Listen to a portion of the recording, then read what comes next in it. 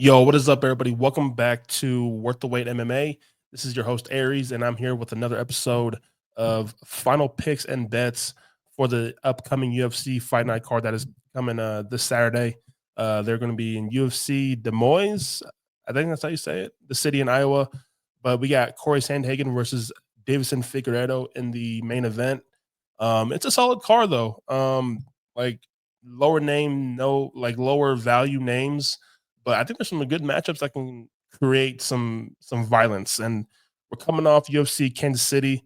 Um, so picks wise, I went 10-4. Two of those picks that I missed was the Anthony Smith because I was persuaded the other way. I was going with Zhang, but my co-host that episode swayed me over to Anthony Smith. I should have stuck to my guns, but it is what it is. And then the last one was I decided to go the underdog with Giga. I was with Onama, and then I just decided to go Giga last minute. So those two picks right there are kind of ones I regret, but we take those L's on the chin and we keep moving forward. We live and we learn. So I look to bounce back for better results in the picks department with this card. As far as the bets, though, I didn't really bet too heavy on UFC Kansas City, but I did. I went negative 1.67 units on last week's card. I wasn't too heavy. I put like two parlays together, which didn't go my way. And now, negative in the units. But I think I'm going to go pretty solid all here as far as bets for UFC Des Moines. So I am going to go give my quick analysis for each fight. I'll break down each fight quickly. I'll give my final pick, and then I'll give my favorite bet for that fight. So let's get into it right now, man. I'm not going to spend too much time breaking down fights. We're just going to go really quick because I got some stuff to do, man. But man, first up on this card, we have the women's flyweight division. We have Juliana Miller making her comeback. She's been out for I think about a year and a half, a little bit over a year and a half, going on 2 years, versus Ivana Petrovic. Um, I know I like Juliana Miller. Like I like her grit and her toughness. Um, I was a fan of her on her season of Tough. She did win that season. But I'm guessing with the layoff and the break that she is going through, and now she's making her way back to the octagon this Saturday. I'm gonna believe that she's been putting in some work. The ground game jujitsu is her bread and butter. It was the stand up game that was her downfall. She strikes. It's just very slow, lethargic almost. Um, so I'm guessing we're going to see a better Juliana Miller. I'm expecting to see a really, really improved Juliana Miller here in this fight.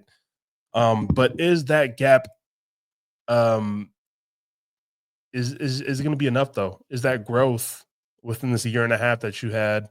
Is it enough to close that gap up and get over this hump of Ivana Petrovic?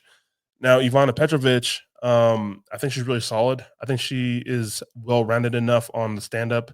She's not the cleanest striker. She doesn't really land much per minute as we're looking at it right now. But I think she's well rounded in where she can stand and strike, or she can get things done on the ground. Um, but again, I'm expecting to see a very, very improved Juliana Miller here, and I think this fight is going to be close. I think closer than what the odds are saying are giving us. But I will end up on the Ivana Petrovic side. I just have to see it to believe it for Juliana Miller here. I do hope to see her bounce back and look good. And even though this may be a loss that I have for her, I look for her in the future to get better fights or get better booking fights. Maybe not a Petrovic, but kind of working Miller. She's going to work her way up to um, you know being a good fighter. So I think we're going to see a very much improved Juliana Miller here, but I don't think that gap is enough to close it up to get over Ivana Petrovic. I think it's going to be a close. I don't know, man. So Miller, yes, she has the ground game. I think Petrovic, the scrambles are going to be interesting on the ground, but this is where I'm going at is just Joanna Miller stand up. Has it improved that much to where she can look decent enough here? I don't know. I like violence in this fight though. I don't think this fight goes to the. I don't think this fight goes to the judges. I think this fight finishes inside the distance. So my final pick is going to be Ivana Petrovic. My favorite bet of this fight does not go the distance, and I got that at plus 160. I spent way too much time on that fight. My bad, y'all. All right, I'm gonna be quick, okay? Next fight, we have the heavyweight division. We have Thomas Peterson versus Dontel Mays. I think this is gonna be a really greasy, grimy heavyweight fight here. Um, the big thing is just Dontel Mays' takedown defense. It's just hasn't been good, very inconsistent. Um, Things can get very interesting on the feet though. He has good boxing. He has good hands, um, decent power, but can Dontel Mays stay on the feet to kind of make this an interesting fight on the feet? If he gets taken down, I can see Thomas Pearson locking up a sub. And now this is where I kind of am I going to put my faith in Thomas Pearson to get these takedowns? Um, because sometimes he can fall in love with the striking fight and trading back and forth with hands. And what if Dontel Mays stuffs one of these takedowns and Thomas Pearson decides to just gets discouraged in a way, and now Thomas Pearson wants to settle this fight on the feet. That could I don't know, man. I just hope Thomas Pearson sticks with the game plan here and just chases these takedowns. Dontel Mays may stuff one, but he's not going to stop all of these takedowns from you. I'm not high on any of these guys, and I think the money line for Thomas Pearson at minus 290 is insane. Um, but I do see Thomas Pearson to win by submission is plus 600. And if we look at Dontel Mays' record, this man has been subbed 3 times in his career.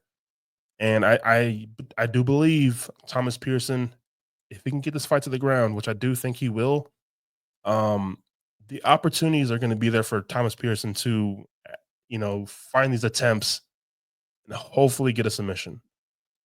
I just think Thomas Pearson by sub is just too good of a price to pass up. Pearson is known for being a boxer, but I think people sleep on his submission game. Yeah, he has one submission win, but I think he has a very underrated ground game because he's known for his striking. But he just has to know his coaches and Thomas Pearson have to know that the way to go is to wrestle and get this fight to the ground. Just be heavy on top and look for a submission. Yeah. So my final pick is going to be Thomas Pearson to win.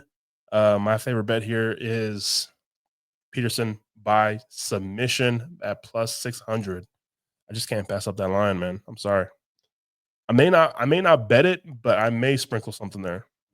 I just can't. I'm not gonna ignore that, you know. Next fight we have Gaston Bolanos versus Quang Lee. I see a lot of people high on Quang Lee. I'm not one of those people though, man. Like, yeah, the Chris Gutierrez fight looks good. I think he came in there on short notice and kind of gave a good fighter, Chris Gutierrez, a run for his money a little bit in the first round. But I think Gaston Bolanos is growing. I think he's improving with each performance, and I think I'm kind of holding um, that performance against Romeo's or Romeo is however he says his name in Gaston Bolanos' last performance a little bit higher than a lot of people maybe. I just think we're seeing a better Gaston Bolanos when he shows up in the octagon, and I'm liking the improvements of what I'm seeing. He can scramble if taken down. The striking is there. I think he has better power. I think Quang Lee may get chipped here. I don't know, but I do like violence in this fight. I do like violence in this fight, and even if if this fight goes to the ground, I can see some scrambles, some mission attempts from either one of these guys. Um, yeah, my final pick is going to be Gaston Bolanos. My favorite bet for this, I have two as just money line, straight money line for Gaston Bolanos because he is at a favorable money line at minus 140. Or you can go fight does not go the distance. I think there's going to be some violence here. So if you guys want to chase a little bit more of a plus money, you know, going that fight doesn't go the distance. I don't think it goes to the judges, but you can always just money line Gaston Bolanos at that price. Next fight, we have one of my favorite fights on this card. We have Marina Rodriguez versus Jillian Robertson. Um, Man, this fight's going to be really interesting on the feet because Marina Rodriguez is so dangerous with her Muay Thai striking. But her biggest thing is like I said, well, like we said with Dontel Mays, is that takedown defense. She has fought the who's who women in the women's strawweight division of grapplers and wrestlers. She has seen all of them. Has she learned though? Has she grown from that takedown defense? She's battled a lot. She's fought a lot of great grapplers, and I just don't know. I'm still seeing the inconsistencies in her game, in her grappling game, and the takedown defense is still not something I can put my whole trust in. Um, but can she just stuff some of these takedowns from Julian Robertson? Because Robertson is growing as a fighter, she's rounding out her striking game to kind of match with her grappling, because her grappling and her jujitsu is so good. Yeah, her striking is coming along, but the gap in striking is so huge between these girls. Marina being the more advanced striker here. Um, there have been some really talented fighters to take down Marina, but were hard to find a submission win to lock up a submission. So I don't think Jillian's going to lock up a submission here. Um, so I don't know, man. I'm gonna go with Jillian Robertson here, but I think this fight is a lot closer than what people think because of that gap on the feet. And fights always start on the feet. I know that Jillian is getting more comfortable with striking. She better not get too comfortable in this fight in the striking department. She better shoot for her life to get this fight to the ground and slow down Marina Rodriguez.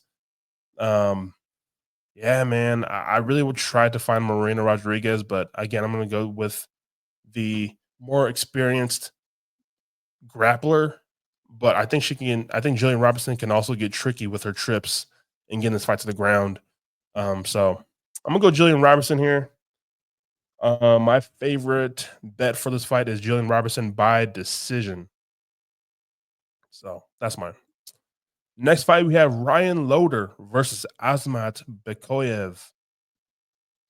I'm gonna be honest with you guys. I'm not too high on Bekoyev. I'm more of a I shouldn't really need to see it to believe it. I don't think this fight is going to get me to, fully invest in the Azamat Bukoyev. Like I was impressed with his last performance against Zach Reese. I know Zach Reese is Zach Reese, but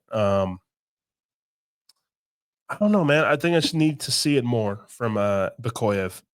I wish he was fighting someone else other than Ryan Loder. I kind of want to see Bukoyev versus a bigger name, more experienced fighter in the um, middleweight division. But I do think Ryan Loder can make this fight very interesting with his wrestling. I think I was a fan of Ryan Loder in the tough season that he was in. I was a fan. I picked him to win against the Viking man that just lost, Valentine. I'm a fan of Ryan Loder's wrestling, man. I really am. He impresses me, and I'm going to take a shot on Ryan Loder in the American wrestling against the Russian here. I know Bukoyev has the striking and the wrestling, but again, I'm high on Ryan Loder here. I'm going to take a shot on Ryan Loder at this money line at plus 300. You guys don't have to back me on this. This is more of just um, like a fighter that I like, and I'm just going to take a shot on Ryan Loder because I feel like I have a good read on Ryan Loder, and I like the wrestling of Ryan Loder, and I think he can find himself, um, in dominant positions and getting on top of Bukoyev and landing some decent ground and pound here. And it may be a boring fight. It may be, a lot of wrestling to the casual fan, but I think this is just going to be a lot of grappling here. And I think Bukoyev, I don't think just at the disadvantage of reach that he's at. I think he's going to just shoot in recklessly. I think Ryan Loder may shoot in and time these takedowns and get this fight to the ground. The scrambles may appear. Bukoyev could get back to his feet, but I think that confidence of getting a takedown for Ryan Loder is just going to build and build. And I think Ryan Loder just uses his wrestling to edge out a win here. But yeah, man, my first underdog of the card is Ryan Loder, and my favorite bet is Ryan Loder. Um, just money line Ryan Loder. Again, you don't have to do this, guys. This is just me. I like Ryan Loder, so kind of a bit of a, I don't know, a favorite, I guess. And then to end off the prelims, we have Misha Cupcake Tate versus Yana Santos. Um,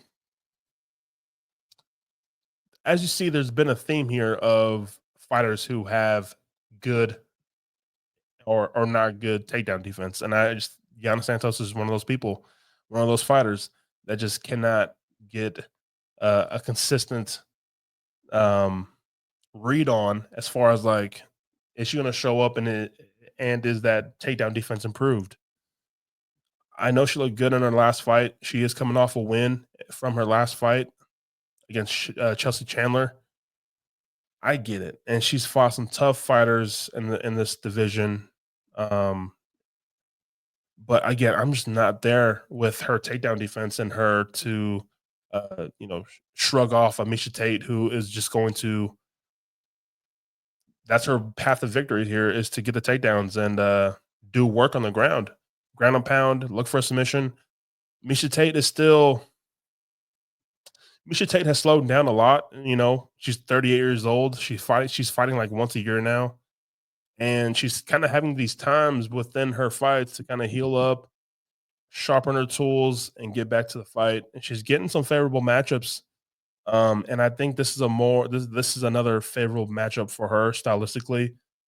Yes, Yana Santos is a striker, but I don't think she's scaring me with her striking. I'm believing in Misha Tate's BJJ more, and Misha Tate to get this fight to the ground and finding submission. Yeah, Misha Tate can get reckless and just her closing distance and locking up the body. She can get reckless in there, so I'm hoping she stays safe and Yana Santos doesn't find an uppercut anywhere and kind of stuns Misha Tate, but she just has to get her hands locked on the body of Yana Santos, and I don't think Yana Santos is going to break that lock or get out of those tough situations against the cage. Misha Tate's going to find a sweep or lift her up and get a takedown here, and I think Misha Tate is just going to work until she finds a finish here. My final pick is Misha Tate, and my favorite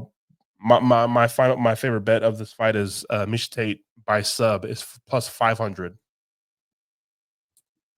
Next fight, and to kick off the main card of UFC Des Moines, we have Jeremy Stephens making his comeback to MMA and UFC, and he's facing off against Mason Jones. So I'll keep this short and sweet. So Jeremy Stephens, the hardest hitting featherweight of all time, maybe. He's been fighting bare knuckle boxing, and still a tough guy. Maybe I'm relying too much on the OG and just like him going through hell in those bare knuckle fights that he's coming out of. I don't know, bro. I don't know. I don't know why I'm feeling like I want to take a shot here on the underdog here, but I'm trying to I don't know. I'm just gonna go Mason Jones, man. I'm going Mason Jones, even though I'm not impressed with Mason Jones. Mason Jones is gonna be my pick because I am not going to put my faith in a 38-year-old Jeremy Stevens who is coming into this fight off of bare knuckle boxing, and I don't even know. He hasn't even trained. He hasn't been had a MMA fight in a while, so I don't know, man. But I looked up a Jeremy Stevens by knockout TKO, and it was plus 800. Now I'm gonna sprinkle something there. I'm just gonna sprinkle some money right there, just because you never know. The sport's crazy, and Jeremy Stevens still has some power left, and I feel like he's the OG, he's the vet. I know I'm seeing Mason Jones hasn't been finished yet, losing by decisions here and there, but plus 800 by the hardest hitting 145er, it's worth the sprinkle. I'm just gonna sprinkle something on that. But my final pick is Mason Jones. My favorite bet is Jeremy Stevens to get a knockout plus 800. Next fight we have Cameron Smotherman versus uh Sherry Sydney. I don't know. Listen, I think I'm not a fan of Sydney. Like I've seen the fights. I thought he lost his last fight against Garrett Armfield. He won that by split decision. I was shocked that he won that fight, and he lost that fight against Tavares, Raymond Tavares or something like that. I think that's the name. Anyways, I don't know, man. Maybe it's just the way Sydney fights, and just I'm not too high on him as a fighter. So this spot right here is more of me just fading Sydney and me just kind of having more faith in Smotherman. And yeah, man, give me Cameron Smotherman to win, and he's gonna be my dog number 2 in this fight. So my final pick is Cameron Smotherman. My favorite bet is just moneylining Cameron Smotherman. He's gonna be another underdog. So underdog number 2 for me. I don't know. Just something about Sydney. I can't get behind Sydney or City. So I need to stop saying Sydney. Goodness gracious. Next fight we have Montel Jackson versus Daniel Marcos. Surprisingly, Daniel Marcos, the undefeated fighter here at 17-0, is the underdog in this fight. I think people are very high on the finishes that Montel Jackson has had in back-to-back performances. But I think this fight is going to be very, very tough, man. Daniel Marcos is a tough guy. The record speaks for itself, and it's crazy. Um, Daniel Marcos looks a lot bigger. I don't know why to me, but he looks a lot bigger. But Montel Jackson is 3 inches higher and um, a large reach advantage. So longer arms. He has huge hands for this 135. Montel Jackson does. I don't know, man. I like Montel Jackson. I like that he's being more active because he is just known for his inactivity and not fighting as much. I'm glad that we are seeing more of Montel Jackson here. I think Daniel Marcos is hittable. His striking defense is not that great to me. I think Montel Jackson with his striking and Daniel Marcos kind of leaving his chin up a little bit too much and a very hittable fighter. I'm going Montel Jackson here to take the 0 of Daniel Marcos. And if you guys don't know, which you guys should know, 2025 in the UFC is the year of the undefeated fighters taking that first L. And I think we see another one here. Another 0 is collected. Daniel Marcos is going to give up that O to Montel Jackson. And my final pick is Montel Jackson. My favorite bet of this is Montel Jackson to win by decision. Again, I'm going to give my respects to Marcos and his skill. I think this fight is a bit closer than what people think. Um, I just think Montel Jackson has the bigger moments on the feet. I was kind of leaning towards Montel Jackson by TKO KO, but I don't know, man. Something's telling me that maybe not. Maybe just by decision. Maybe there's a 3 15-minute hard fight here. Give me Montel Jackson by decision. That's plus 125. Next fight, we have Santiago Ponzinibbio versus Daniel Rodriguez. So Ponzinibbio was another person I tried to get behind this week, but I just cannot get there, guys. My final pick is going to be Daniel Rodriguez. And I say this because yeah, they're both the same age, but the the longevity, the I think it's this 38 years old is hitting Santiago Ponzinibbio a bit harder than Daniel Rodriguez. And I'm really high on Rodriguez's output, the strikes that he lands, the boxing of Daniel Rodriguez. And I know Ponzinibbio, he's known for his footwork, but man, later in this guy's career, Ponzinibbio's he's getting rocked a little bit more. I think people are finding his chin a little bit more. And at 38 years old, I don't know just how long he can take those hits and survive fights. Um, and I think that Daniel Rodriguez just can put together better strikes and better combinations better than Ponzinibbio. Ponzinibbio will give a big shot and kind of reset. I think Daniel Rodriguez kind of just rolls with his offense a bit more smoother and delivers a harder punch at this stage in their career. Um, yeah, give me the boxing and the power of Daniel Rodriguez. Santiago Ponzinibbio is a dog. He like sometimes he can just gut out these performances in these fights, make them close, make them gritty. I think the first round will be close. I think it will be kind of tough to. I think it can be interesting to see Daniel Rodriguez kind of get a read on the movement of Ponzinibbio.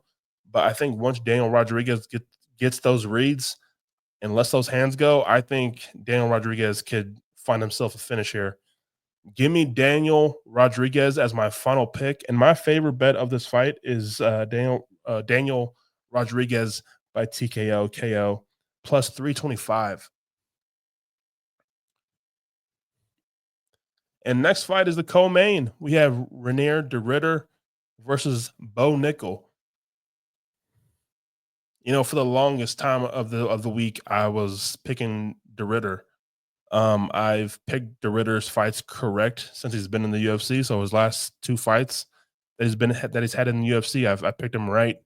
Um, I do feel like I got a good read uh on his skill and just his fights. I really tried to find my way to get him to upset Bo Nickel here, but it's more of what I was saying earlier of one of the fighters. It's the growth, and I think it's just Bo Nickel finding himself training with high level people in grappling and striking, and I think Bo Nickel is evolving at 29 years old, hitting his prime and physical prime, um, soaking up game, So I think the wrestling is there, obviously, and the Ritter's takedown defense. I don't know if it's that good, but I don't know why people gave shit to Bo Nickel so much about his last performance against Paul Craig. I think it was good to see Bo Nickel fight that way and put up that performance against Paul Craig, who sometimes can be tricky to deal with because his length and if this fight hits the ground, submissions from Paul Craig can be dangerous. So Bo Nickel kept this fight on the feet and kind of whooped Paul Craig's ass on the feet. And I just think we're going to see a better Bo Nickel each time in and time out. Each performance, I think we see a better Bo Nickel than we saw before. And I expect to see a bit more improvement in striking. And with De Ritter, he's going to be the taller fighter. He is a huge, kind of awkward body frame, just a body in general. Like he's very awkward, but he leaves his chin up in the air. And I think that Bo Nickel could deliver like an overhand punch that may find the chin of De Ritter. Um, or we could see Bo Nickel go back to the wrestling in this fight. Maybe more striking, but if he wants to get this takedown, he gets his takedown and kind of finds his way in a dominant position to land some nasty ground and pound. I think that there's a finish to be had here. I think if there's a finish from De Ritter, it's going to be a submission. But with Bo Nickel working with that jujitsu guy, man, I forget his name. I'm just expecting to see Bo Nickel look violent and look better. Give me Bo Nickel to win this fight, and give me my favorite bet for this fight is Bo Nickel because he has that three a minus 360 favorite. Give me Bo Nickel to win by TKO KO. That's plus 125. In the main event, we have Cory Sandhagen versus Deiveson Figueiredo. I just think Cory Sandhagen's mobility, his footwork, the way he works on the outside is going to be hard for Figueiredo to kind of get a track of. Um, I'm not saying that Sandhagen is like a Peter Yan, but he's I don't know. I saw Deiveson Figueiredo kind of get flustered with Peter Yan, and Peter Yan doesn't really move as much as a Cory Sandhagen. So with the volume of striking and um, just the mobility of footwork from Cory Sandhagen, I can see Cory Sandhagen just overwhelming Deiveson Figueiredo for 25 minutes. Um, I think Cory Sandhagen is kind of really just a well-rounded, really good fighter. I think he's one of the more well-rounded 135ers. I think his decline and his downfall is just not having that finishing power. But what if the volume of Cory Sandhagen if he finds success with the hands and the volume is there, what if he just kind of finds a finish right now? I know he hasn't finished anybody like that in a while. Um, I don't know, man. I don't know. But a minus 650 is kind of nasty. The money line from Cory Sandhagen. But I just think Cory Sandhagen is going to be too mobile, too long, and he's going to just work Deiveson Figueiredo. Maybe Figgy can get some takedowns or make some interesting scrambles here, but I just think Cory Sandhagen is just the best stylistic matchup for Figgy here. My final pick is going to be Cory Sandhagen. My favorite bet for this is Cory Sandhagen by decision. That's going to be a minus 150. But yeah, that's my final picks and my final bets for UFC Des Moines. I hope I'm saying that right. They're going to be in Iowa this Saturday. Again, I think there's going to be some good violent fights on this card. I don't think a lot of fights are going to go to this judges scorecard. I think we see some fireworks like we did in UFC Kansas City. But hopefully I've done enough to earn your sub with this breakdown. If you're listening to this on Spotify, the audio version, hopefully you follow the podcast, hit that follow button and rate out of 5 what you think of what the breakdown in the podcast. And if you're watching this on YouTube, hopefully you hit that sub button, hit the like button. You let me know your picks down in the comment section. I definitely want to, I don't know, be a bit more interactive in the comments. So let me know your thoughts on my picks, and you can drop your picks in there. We can just talk about it.